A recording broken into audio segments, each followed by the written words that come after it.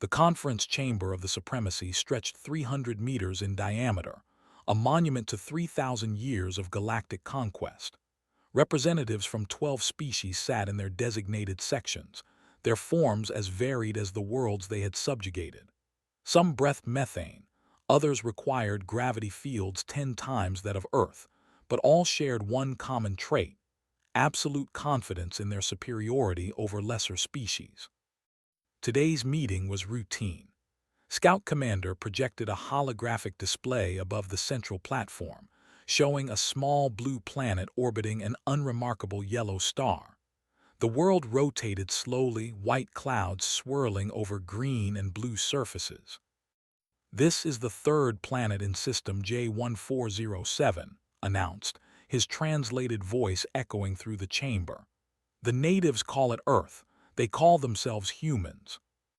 One of the council members, a crystalline being from the Threshold Collective, pulsed with curiosity.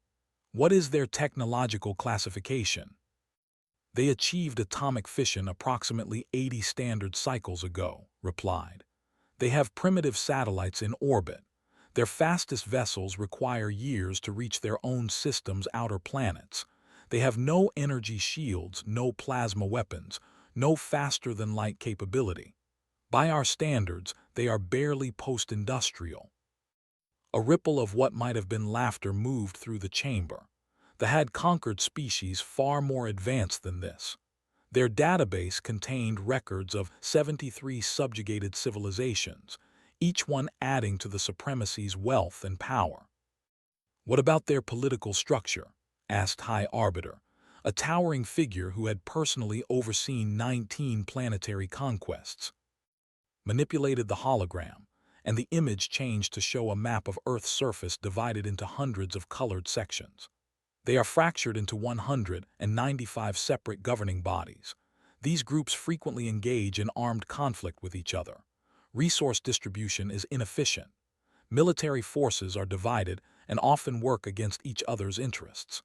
In the past century alone, they have engaged in 2 massive global conflicts that killed millions of their own kind." "Fascinating," mused. "They fight themselves more than they fight external threats. This makes them weak." "Indeed," agreed. "Additionally, their biology is fragile. They require specific atmospheric conditions, die easily from temperature variations, and have short. They can survive only on their home world without extensive artificial support." Another council member spoke up, this one representing the Hive Concordance. "What resources does this planet offer?"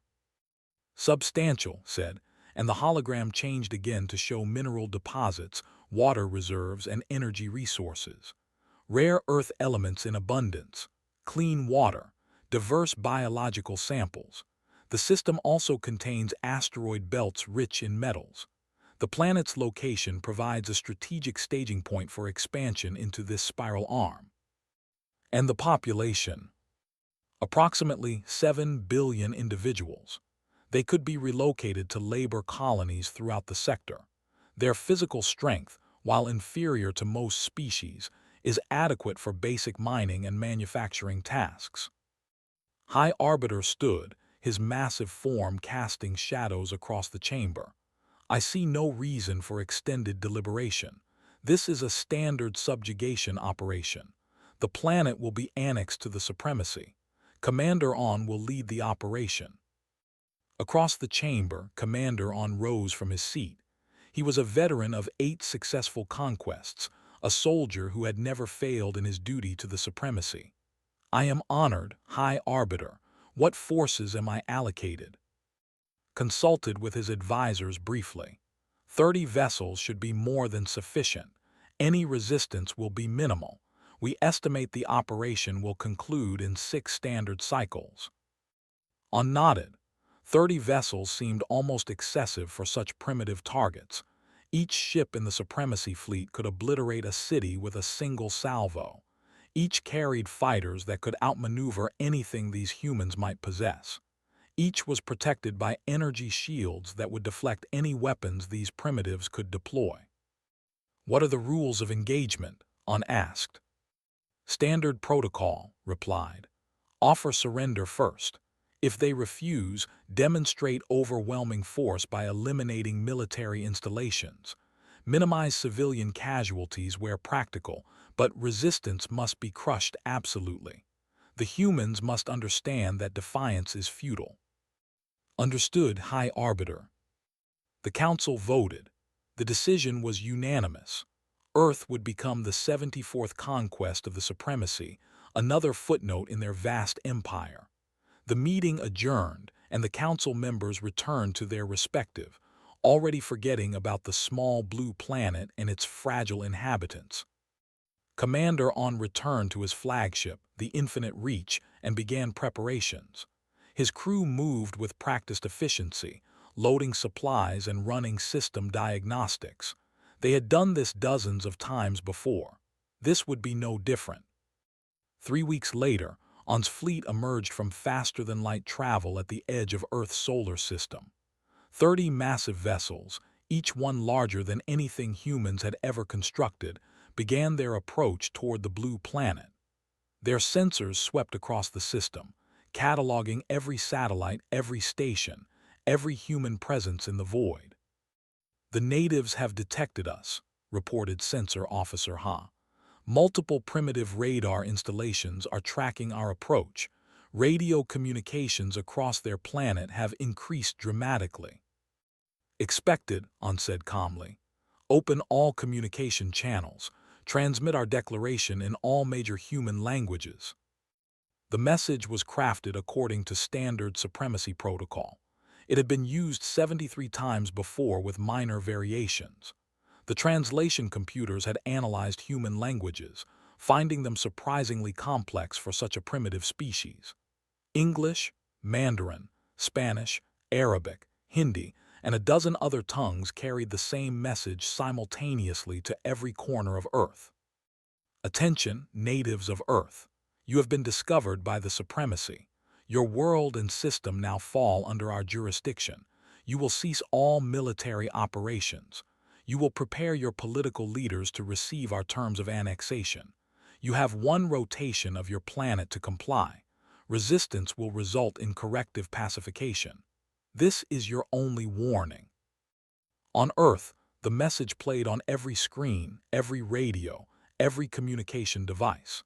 In government buildings across the planet, leaders who had been enemies for generations stared at the same images of alien ships hanging in their sky. The International Space Station transmitted live footage of the fleet, massive and undeniable, blotting out stars. On watched the human response with interest. Their radio communications became chaotic. Some governments attempted to hail the fleet, asking for negotiation. Others went silent, presumably mobilizing their primitive military forces. Religious leaders spoke to their followers. Scientists appeared on their information networks, explaining that humanity was not alone in the universe. "They are panicking," Ha observed. "Multiple nations are launching what appear to be their military aircraft. Surface installations are powering up weapon systems." "Predictable," On said. "They will test us first, trying to understand our capabilities. Let them. Once they realize how helpless they are, surrender will follow." But something in the data puzzled On. The chaos he expected was present, yes, but underneath it ran something else. Human communication networks showed their leaders talking to each other, enemies reaching out across ancient borders. The fractured political structure his intelligence had described seemed to be shifting. "Monitor all communications," On ordered. "I want to understand how they will attempt to resist." The answer came faster than expected. Within 6 hours of the ultimatum, something unprecedented happened. The United Nations, a human organization that had never held real power before, suddenly became the center of coordinated global activity. Delegates from nations that had been at war days earlier sat in the same room, making decisions together. On watched the intercepted footage with growing unease. A human leader stood before an assembly speaking words that were translated instantly by the supremacy's computers. "Every nation on Earth has agreed," the human said, his voice steady despite obvious fear. We will present a unified response to this threat. All military forces are now under joint command. All scientific resources will be shared. Every weapon, every soldier, every citizen stands together. If these invaders want our world, they will have to take it from all of us." The assembly erupted in agreement. On watched representatives from hundreds of nations his intelligence said were divided and weak, standing together and applauding. "Commander," Ha said quietly, "this behavior does not match our projections." "They are afraid," On replied, but his voice lacked conviction. "Fear makes them seek comfort in unity. It will not last. Once we demonstrate our power, they will fracture again." But even as he spoke, On felt something he had not experienced in 8 previous conquests. It was subtle, barely noticeable, but it was there in the back of his mind. Doubt. The 24-hour deadline approached. Human military forces did not stand down. Instead, they repositioned, combining their strength in ways that showed coordination On had not anticipated. Nuclear arsenals were placed on high alert. Every ship, every aircraft, every weapon system these primitives possessed was prepared for action. When the deadline passed with no surrender, On gave the order he had given many times before. Begin Phase 1. Eliminate their military infrastructure. Show them the price of resistance. The Infinite Reach and its escort vessels descended toward Earth's atmosphere, targeting computers locked onto military bases across the planet. Energy weapons charged. The subjugation of Earth had begun. What Commander On did not know, what the Supremacy could not have predicted, was that humanity had spent their entire existence fighting. Fighting nature, fighting each other, fighting against every obstacle the universe placed before them. They had survived ice ages, plagues, world wars, and the constant threat of self-destruction. And now, for the first time in their history, they had an enemy that every human could agree deserved their full attention. The Supremacy had made a terrible miscalculation. They had seen humanity's conflicts and assumed weakness. They had not realized that those conflicts had forged something unique in the galaxy, a species that knew war not as a last resort, but as a fundamental part of their nature. The invasion had begun, and though neither side knew it yet, the Supremacy had just made the worst decision in their 3,000-year history. They had given humanity a reason to stop fighting each other and start fighting as one. The first attack came at dawn over the Pacific.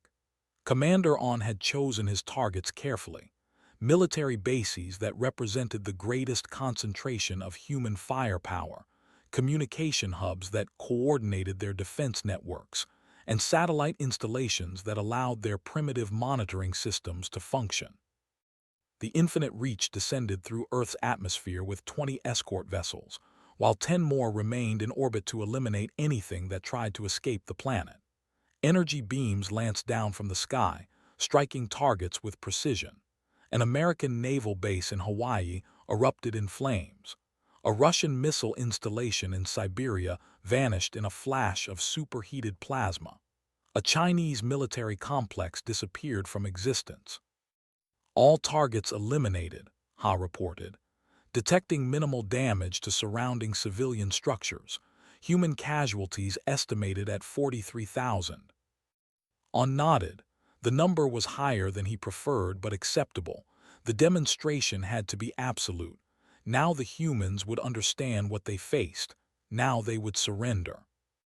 Open communication channels. Transmit our terms again. But the human response was not what he expected. Instead of surrender, every remaining military installation on Earth activated simultaneously.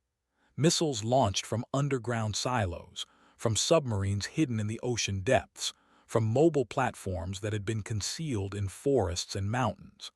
Hundreds of projectiles rose toward the fleet, their primitive rocket engines leaving trails of fire across the sky. Defensive systems active, Ha announced calmly, energy shields at full strength. The missiles struck the shields and exploded harmlessly, their nuclear warheads detonating against energy barriers designed to withstand far more powerful weapons. The sky above multiple continents lit up with the fury of dozens of nuclear explosions, but the ships remained untouched. "Pathetic," On muttered. "They waste their most powerful weapons in a single desperate strike. Prepare for second-wave targeting. We will eliminate their remaining military capacity." But before he could give the order, Ha's voice took on an edge of concern. "Commander, detecting multiple launches from the human vessels in orbit. Tracking. They are not missiles." On the tactical display, on watch dozens of objects separate from what intelligence had identified as a human space station and several satellites. They were moving fast, accelerating on ballistic trajectories directly toward his fleet. "No energy signatures," Ha reported. "No propulsion systems detected after initial launch. They appear to be inert." "Debris," On asked. "Are they throwing garbage at us?" The first object hit the shields of an escort vessel, then another, then 5 more in rapid succession. The shields, designed to deflect energy weapons, absorbed the impacts easily. But the objects kept coming, dozens of them, then hundreds. "Commander," Ha said, and now there was genuine alarm in his voice, "shield efficiency is dropping. These objects are solid metal, moving at extreme velocity. Each impact drains power from the shield generators." On understood immediately. The humans were using kinetic weapons, simple mass accelerated to high speeds. The Supremacy had abandoned such primitive technology ago in favor of elegant energy weapons. Shields were designed primarily to counter energy, not solid matter moving at orbital speeds. Evasive maneuvers, move the fleet too. The first shield failed on an escort vessel before he could finish the command. A chunk of metal, probably part of a human satellite, punched through the ship's hull at 8 kilometers per second. The vessel lurched, atmosphere venting from multiple breaches. "All ships disperse pattern Gamma," On ordered. "Climb to higher orbit." But the humans had anticipated this. As the fleet rose, fighter aircraft appeared from every direction, flying low and fast. They carried missiles, but not the kind the Supremacy expected. These were older weapons, designed decades ago for fighting other aircraft.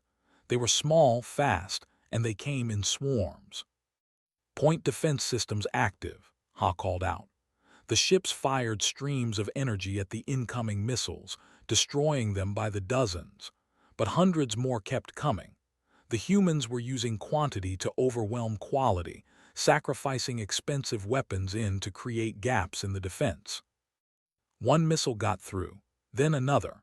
They struck against the already weakened shields of the damaged escort vessel. The explosions were small by nuclear standards, but against compromised shields they were enough.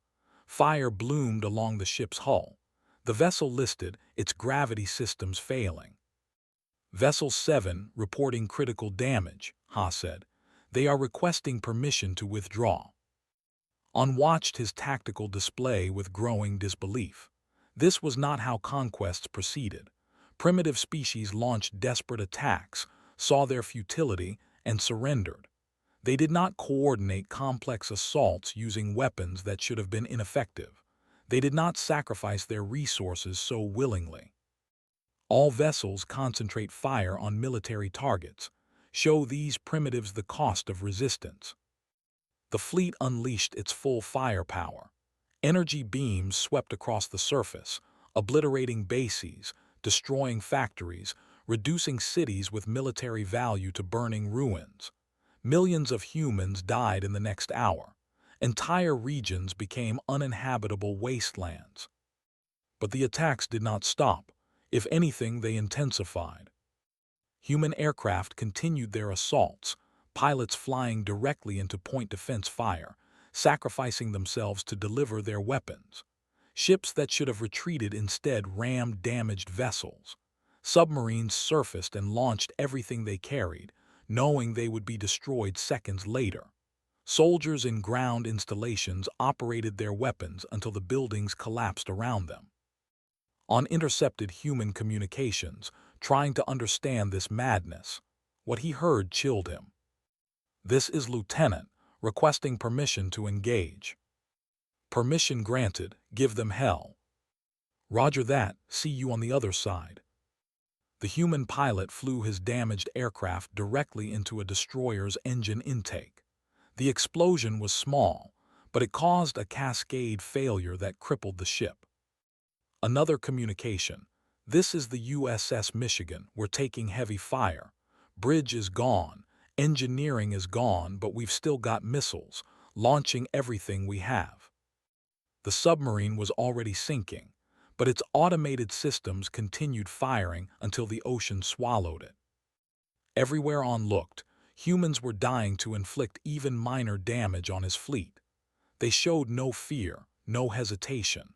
They fought like every battle was their last, because for many of them it was.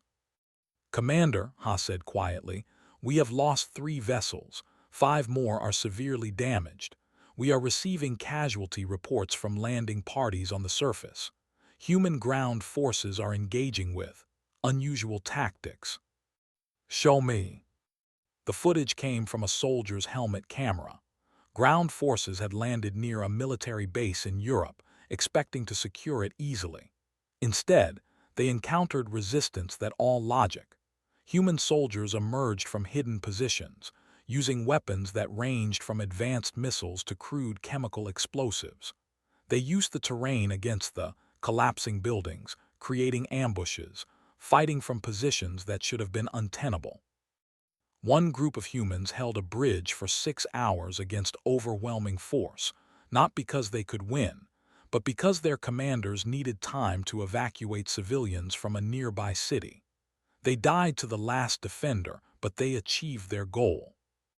Another group lured soldiers into an underground complex, then collapsed it with charges, burying themselves along with their enemies. The footage showed a human medic running through heavy fire to reach wounded civilians, dragging them to safety before being cut down herself. It showed soldiers sharing their last ammunition, knowing none of them would survive. It showed ordinary civilians taking up weapons and joining the fight.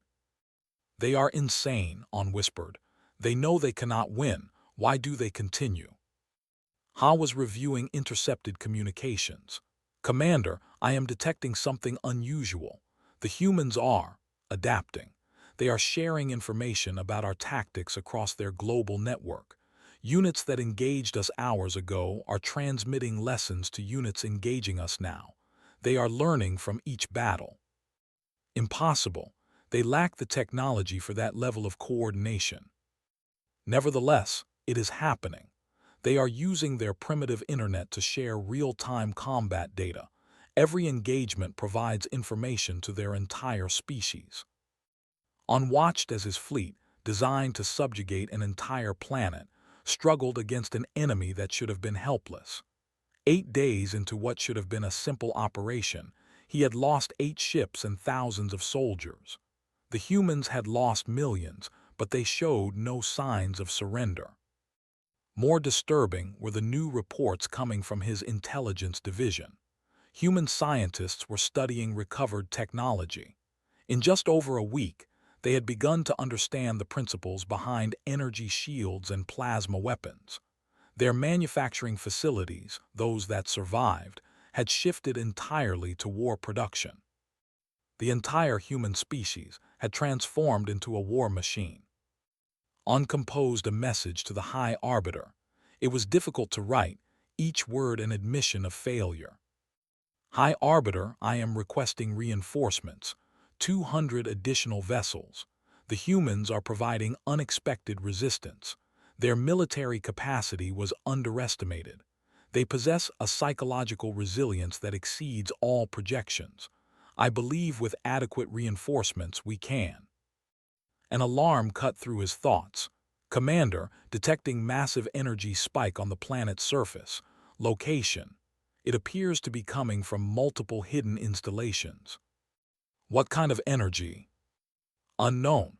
It is not consistent with any known human technology." On felt ice in his veins. "Show me." The tactical display revealed the truth. Deep beneath the Earth's surface, in locations his ships had not yet targeted, massive power plants were activating, and attached to them, pointed at the sky, were weapons. Electromagnetic accelerators capable of launching solid projectiles at a significant fraction of light speed. The humans had been building them in secret, probably for decades, hidden underground where orbital scans could not detect them. Evasive action, all ships scatter formation. The first projectile screamed up from the planet at impossible speed. It missed the infinite reach by 300 meters. The second struck an escort vessel dead center, punching through shields that were designed for energy, not kinetic impacts at such velocity. The ship broke apart like glass. More fired. Humanity had hidden their deadliest weapons until the fleet was committed, until the invaders thought they understood all the threats. Now, when On's forces were damaged and disorganized, the humans revealed what they had been planning. "Commander, we must withdraw to orbit. We cannot withstand this bombardment." On gave the order, rage and confusion warring in his mind. His fleet rose away from the planet, leaving behind damaged vessels and thousands of dead soldiers. The subjugation of Earth, supposed to take 6 cycles, had become a disaster in just over a week. As the infinite reach climbed toward the safety of high orbit, On watched the planet below. Fires burned across multiple continents.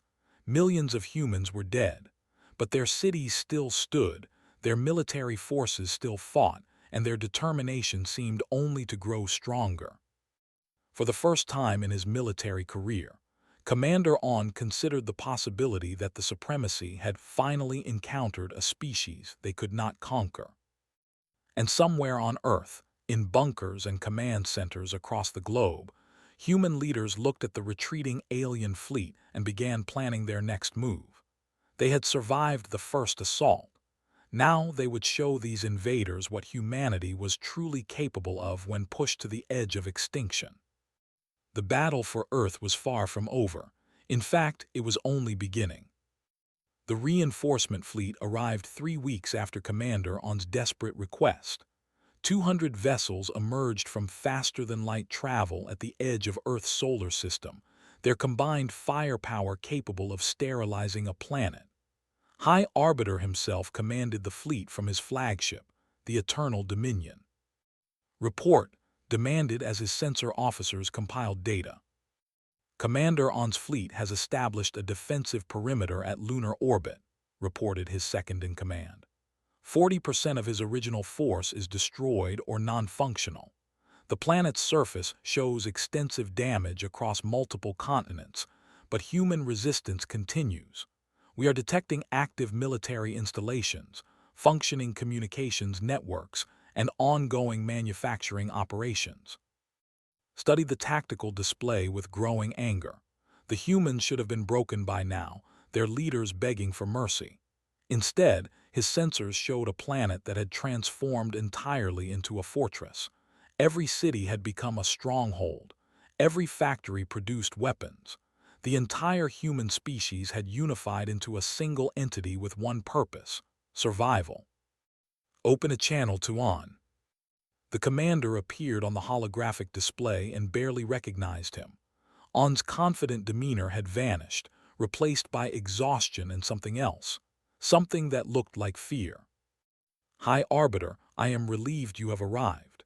The situation is beyond my initial assessment." "You have failed to conquer a primitive species with 30 warships," said coldly. "Explain how this is possible." "The humans are unlike any species we have encountered. They possess a psychological profile that defies our understanding. When faced with overwhelming force, they do not break. They unify. They adapt. They sacrifice themselves willingly for minimal tactical advantage." "Madness," said. "You are telling me that fear makes them stronger." "Not fear, High Arbiter, something else. Something we lack proper terminology for in our language. The humans call it desperation, determination, stubbornness. Whatever its name, it makes them formidable beyond their technology." dismissed On's concerns with a gesture. You have allowed these primitives to intimidate you. I will show you how to properly subjugate a resistant species. All vessels advance to Earth orbit. Prepare for total planetary bombardment. But as the massive fleet moved toward Earth, something unexpected happened. A signal, tight beam and directed, reached the eternal dominion from the planet's surface. It was a communication request from the humans themselves. Should we respond? Asked the communications officer. Let them speak. I want to hear their surrender. The holographic display shifted to show a human female, middle-aged by their standards, wearing what appeared to be a military uniform. Behind her stood representatives from different nations, all watching the camera with expressions that did not suggest surrender. I am Secretary General Martinez of the United Earth Defense Council, the human said. I speak for all of humanity. We have monitored your reinforcement fleet's arrival. We understand you intend to destroy our world. Then you understand the futility of further resistance, replied. Surrender now, and your species will be permitted to survive as laborers in the supremacy. Continue fighting, and we will reduce your planet to ash. Martinez smiled and felt a cold sensation in his core. It was not a smile of defeat. It was something far more disturbing. 3 weeks ago, we were a divided species. We fought each other over resources, territory, ideology. We had been doing so for our entire history. Then you arrived and gave us something we had never possessed before, a common enemy. You united us, High Arbiter. Every human from every nation, from every background, now shares a single purpose. Your purpose is irrelevant, you will. Let me finish, Martinez interrupted, and was so shocked by the human's audacity that he fell silent. In these 3 weeks, we have accomplished what should have taken decades. We have reverse-engineered your energy shields. We have built factories that produce weapons based on your technology. We have launched construction platforms in orbit that are assembling ships using principles we learned from your vessels. Most importantly, we have learned something about the supremacy. And what is that? You are weak. The words hung in the silence. Around, his command crew stirred uneasily. Explain your delusion, said. You have conquered 73 species in 3,000 years. Do you know what that tells us? It tells us you have never faced real resistance. Every species you encountered either surrendered immediately or fought with limited resources. None of them transformed their entire civilization into a war machine. None of them unified completely against you. None of them learned your weaknesses. We have no weaknesses.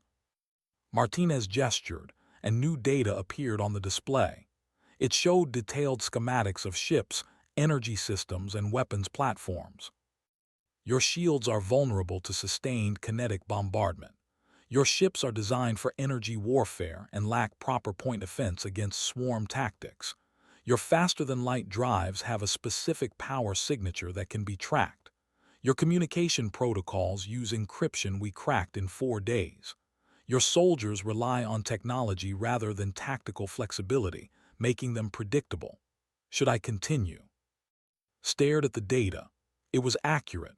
Impossibly, these primitives had analyzed technology and found every flaw. You have 3 days to withdraw from our solar system, Martinez continued. If you refuse, we will show you what humanity is capable of when truly motivated. You are outnumbered, said, finding his voice. I have 230 vessels. You have shown me schematics and bravado, but you cannot match our firepower. Perhaps not, but ask yourself this, High Arbiter, how much are you willing to lose to conquer one planet? Because we are willing to lose everything to defend it. Every human, every city, every resource. We will drag you down with us if necessary. The question is whether your supremacy can afford the cost. The transmission ended, stood in silence, his mind racing. Around him, his crew waited for orders. 230 warships hung in the void, ready to reduce Earth to a dead rock. The supremacy had never backed down from a conquest. Never. But Martinez's words echoed in his mind. How much are you willing to lose? High Arbiter, his sensor officer said carefully, we are detecting launches from the planet, multiple vessels rising from the surface. Human ships. Yes, but not what we expected. They appear to be modified cargo vessels, mining platforms, and experimental craft. They are crude, but they are armed with weapons similar to our own technology. Watched as dozens of human vessels climbed toward orbit. They were ugly things, cobbled together from whatever materials these primitives had available. But they moved with purpose, forming defensive formations around their planet. More launches detected, platforms activating planetside, multiple missile silos going hot. They are preparing for total war. They are bluffing, said, but his voice lacked conviction. His second-in-command approached quietly. High Arbiter, permission to speak freely. Nodded. If we attack now, we will win. We have superior numbers and technology, but the humans will inflict casualties. Based on Commander On's experience, we could lose 20 to 30% of our forces. Perhaps more if they have additional surprises. And even if we destroy their military capacity, we will face guerrilla resistance that could last years. The cost. The cost is irrelevant, snapped. The supremacy does not retreat. But even as he said it, knew the truth. The cost was not irrelevant. The supremacy had built its empire through overwhelming force applied against minimal resistance. They had never fought a war of attrition against a species that refused to break. The mathematics were simple. Conquering Earth would gut his fleet, and for what? One planet, one species, when the galaxy contained thousands of easier targets. High Arbiter receiving another transmission from Earth. It is unusual. Show me. This time, the holographic display showed not a government leader but a human soldier, young and standing in what appeared to be a military base. Behind him, hundreds of other soldiers worked on weapons, loaded ammunition, and prepared for battle. My name is Sergeant Michael Torres, United States Marine Corps, the human said. I'm told you're the one in charge, so I wanted to tell you something directly, one soldier to another. You made a mistake coming here, not because you can't beat us. Maybe you can, but because you gave us a reason to fight together. You showed 7 billion humans what we look like when we stop fighting each other and focus on a real enemy. So here's what's going to happen. You can leave now or you can stay and fight. But if you stay, you better be ready to lose more ships than you've lost in your entire history. Because we're not just fighting for territory or resources. We're fighting for our home. And humans don't quit when we're fighting for home. The transmission ended, stood motionless, processing what he had just witnessed. Not a leader making calculated threats, but a common soldier speaking truth. How many thousands of soldiers just like that one waited on Earth? How many were willing to die to inflict damage on his fleet? High Arbiter, his second-in-command said quietly, we await your orders. Looked at the tactical display. Earth hung there, blue and green and white, a beautiful world that should have been an easy conquest. Around it orbited the crude vessels of a species that had been in space for less than a century. By every measure, the supremacy should crush them effortlessly. But High Arbiter had not survived 3 centuries of military service by ignoring his instincts, and every instinct he possessed was screaming at him that Earth was a trap, that humanity was a trap, that conquering this world would cost more than the supremacy had ever paid. He thought of the council chamber, of his peers who had laughed at the idea of resistance from such primitives. He thought of his reputation, built over centuries of successful conquest. And he thought of his ships, his soldiers, the resources of the supremacy. All vessels, said slowly, withdraw to the edge of the solar system. Maintain defensive formation. High Arbiter, his second-in-command asked, shocked, are we retreating? We are conducting a tactical reassessment, said firmly. I will not sacrifice half our fleet for one planet, regardless of its strategic value. The humans have proven more formidable than anticipated. This requires consultation with the full council. As the fleet pulled back, opened a private channel to Commander On. "You were correct," he admitted. "These humans are unlike anything we have encountered. Prepare a full report for the council.